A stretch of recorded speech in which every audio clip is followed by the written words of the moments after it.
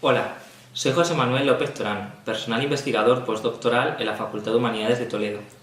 Antes de nada, me gustaría mostrar mi agradecimiento por la invitación a este interesante ciclo organizado por la International Business School de la Universidad de Castilla-La Mancha y por haber pensado en ese tema para continuar con la formación a distancia que durante estos meses vienen impartiendo. Sin duda, este año 2020 va a quedar marcado por la incidencia de la pandemia del COVID-19, ese virus que ha puesto en jaque al mundo entero en cuestión de unos meses y cuyas consecuencias últimas todavía desconocemos. En el momento en el que se ha realizado este seminario web, el número global de contagios asciende a los 7 millones y el de fallecidos se sitúa ya por encima de los 400.000.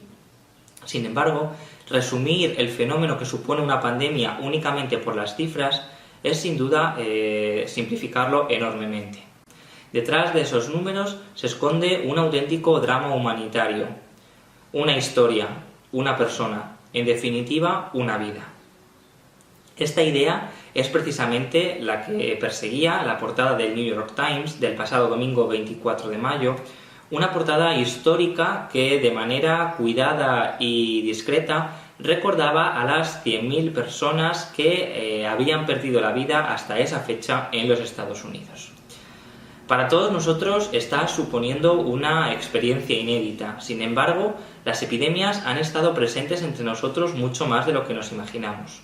Al igual que la historia ha ido avanzando con continuas guerras o nuevos descubrimientos, también lo ha hecho salpicada de epidemias o pandemias que cada cierto tiempo sacudían al mundo entero y diezmaban la población, en ocasiones incluso a razón de varias decenas de millones de personas. Por ejemplo, la plaga de Justiniano del año 541, la peste negra, la peste de Marsella del año 1720, los distintos brotes de cólera que se sucedieron a lo largo del siglo XIX, la gripe española de 1918 o, en fechas más recientes, en 1957, la conocida como gripe asiática. Aunque la mayor parte de ellas resultan plenamente desconocidas, hay dos que considero que sí que resuenan con una fuerza especial. Por un lado, la peste negra y por otro, la conocida como gripe española. Es por ello por lo que en los próximos minutos me centraré en estos dos sucesos, en un intento por recuperar algunos datos relevantes acerca de ellos, buscar también elementos comunes con la situación que estamos viviendo actualmente y también encontrar o presentar elementos que en su momento eran cotidianos y que hoy día se han convertido en fuentes históricas de las que servirnos para tener un acercamiento mayor a estos sucesos.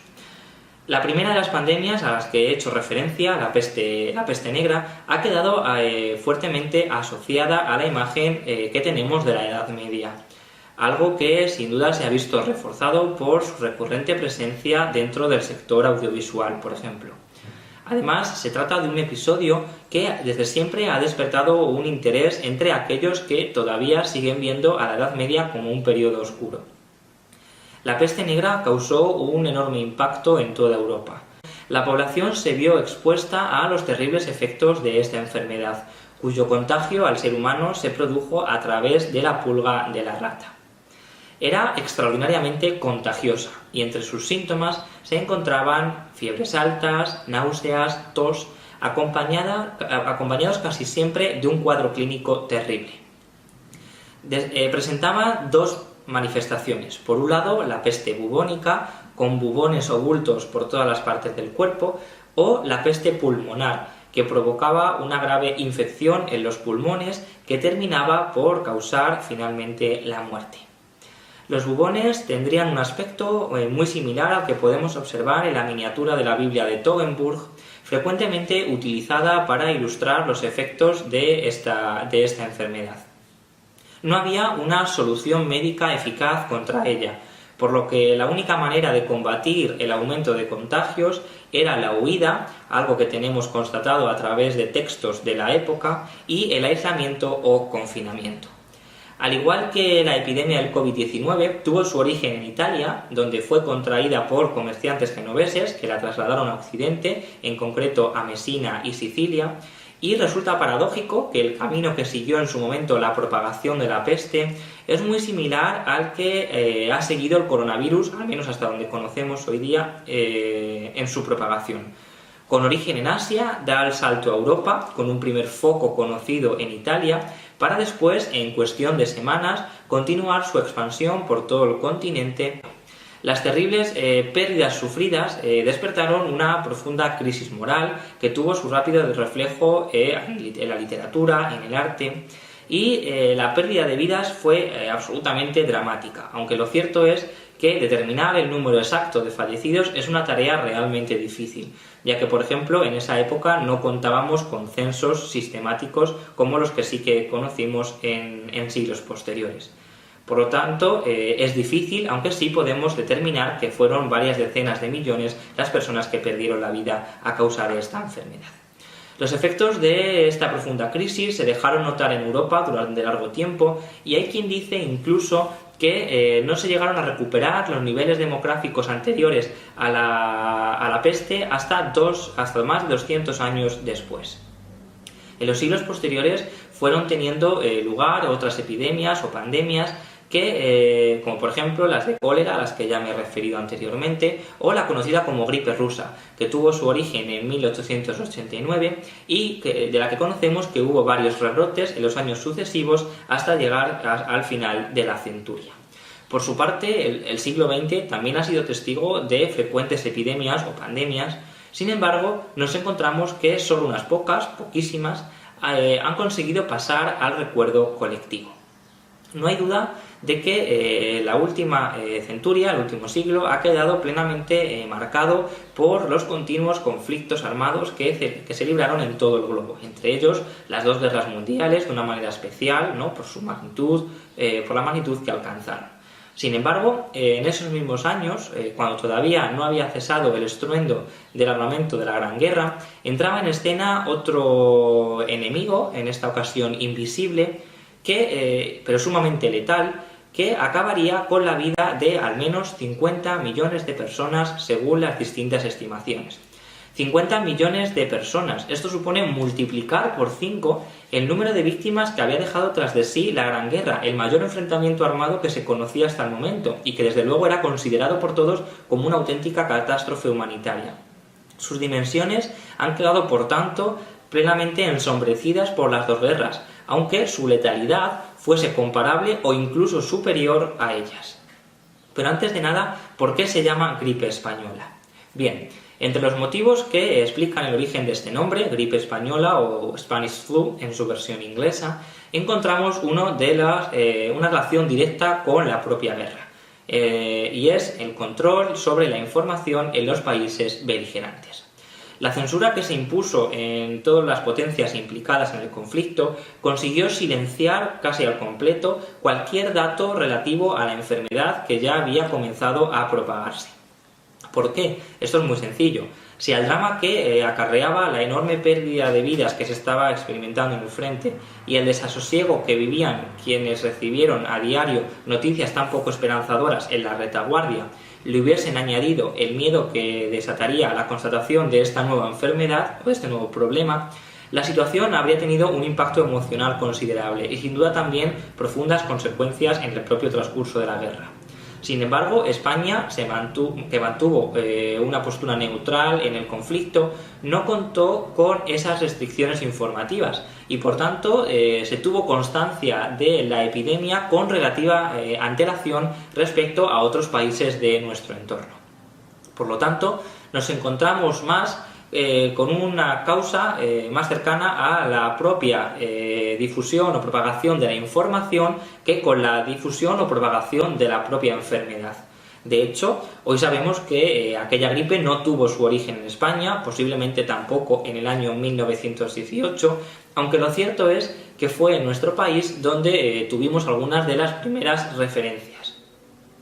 Por ejemplo, Laura Spini, una de las historiadoras que más atención ha dedicado a la gripe del 18, sostiene que a principios de ese año, a principios de marzo de ese año, un cocinero militar llegó al campamento Funston en Kansas con, afirma ella, dolor de garganta, dolor de cabeza, fiebre. A la hora del almuerzo, la enfermería se encontraba lidiando con al menos un centenar de los casos, según lo que nos cuenta ella, y en apenas unas semanas el médico del campamento se vio obligado a solicitar un hangar para poder atender al gran número de personas que se veían afectadas por esa enfermedad. Por otro lado, aquí en España podemos rastrear esas primeras referencias a la enfermedad en mayo de ese año 1918, ya que son varios los periódicos en los que podemos encontrar alusiones a una extraña epidemia de gripe que se estaba extendiendo por todo el país. Por ejemplo, el 21 de mayo, un diario madrileño recogía: «No sabemos a punto fijo qué mal es el que nos agobia, pero lo cierto es que no podemos andar, que nuestro cerebro se fatiga y apenas podemos sacar el habla del cuerpo».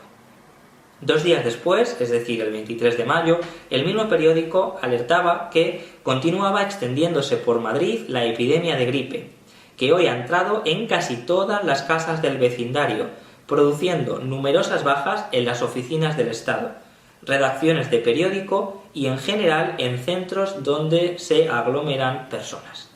Por otro lado, el 31 de mayo, La Vanguardia recogía un breve texto sobre la ciudad de Toledo, donde además ese día coincidía con la celebración del Corpus Christi, la fiesta grande de la ciudad, cuya tradicional procesión tristemente se ha visto cancelada este año con motivo de la incidencia del COVID-19. Sin embargo, ese año nos decían: el Corpus se vio desanimado, se celebró la procesión y cubrieron la carrera a los alumnos de la Academia de Infantería. Continúa con intensidad la epidemia reinante, causando un buen número de víctimas, aunque sin revestir gravedad. Ese mismo día, el New York Times avisaba de una epidemia que se extendía por España y certificaba más de 150.000 casos en Madrid, al tiempo que decía que la mortalidad seguía siendo baja. Por lo tanto, podemos ver cómo la prensa se convierte en un gran aliado para conocer el avance de esta situación. Sin embargo, vamos a comprobar ahora cómo fue su evolución. En cuestión de meses podemos rastrear distintas referencias a la pandemia de la gripe en una larga lista de países, lo que a su vez nos da la pista de esa evolución o de esa propagación. El 1 de junio de 1918, por ejemplo, nuevamente el New York Times alertaba de lo siguiente: extraña epidemia arrasa el norte de China, los bancos y las tiendas de seda en Pekín están cerrados. Unas semanas después, sabemos por el mismo medio, que la gripe española se había desatado también entre el ejército alemán. Podemos ver, aún así, en todas estas referencias, cómo se intentaba minimizar el efecto que traía consigo esta enfermedad. Además, la epidemia no conocía de fronteras y conforme avanzaba se agravaba la situación y la vida estaba cada vez más condicionada. De ahí que se tuvieran que empezar a tomar medidas de prevención que contribuyeran a la imparable extensión de este enemigo invisible que ya recorría Europa y otras zonas geográficas al tiempo que la Primera Guerra Mundial llegaba a su fin. Además, resulta curioso las analogías que podemos establecer en este sentido con la situación que estamos viviendo actualmente. Por ejemplo, en este cartel se nos dice que escupir, toser y estornudar sin cuidado contribuye a la propagación. De esta manera, a través de los carteles, uno de los soportes visuales más populares de la época, se intentaba crear esa conciencia colectiva de protección ante la enfermedad, esa enfermedad que se estaba propagando, como decía anteriormente, sin control. Uno de los materiales más llamativos, posiblemente de los que puedo mostraros, es esta especie de decálogo con instrucciones en las que se nos dice cómo debemos actuar para prevenir la gripe. Nos dice: no visites lugares poco ventilados, no utilices copas para beber o toallas comunes, tápate la boca cuando tosas o estornudes, quédate en casa si estás resfriado, ve caminando a tu trabajo u oficina y utiliza la mascarilla, como en la ilustración, cuando estés en habitaciones con enfermos, habitaciones en las que haya una persona enferma, ¿no? Para el otoño de 1918 la situación era dramática y, como podemos ver, las alusiones que decía, que por los paralelismos que podemos establecer con la situación actual son llamativos. Además, una de las fuentes más directas que podemos encontrar es este libro de registros de pacientes del hospital de South Beach en Washington, donde se van anotando a mano los distintos ingresos que están teniendo lugar en los días finales del mes de diciembre de ese año 1918. Como podemos ver, todos son motivados por esa influenza, ¿no? esa gripe, y además, al quedar constatada la fecha de ingreso y la fecha de defunción en alguno de los pacientes, podemos ver también el corto periodo de tiempo que permanecían ingresados los pacientes antes de morir. A esta situación a la que se enfrentaron los centros sanitarios en esa época, podemos también acceder, además de estos libros de registros, como no podía ser de otra manera, a través de la fotografía.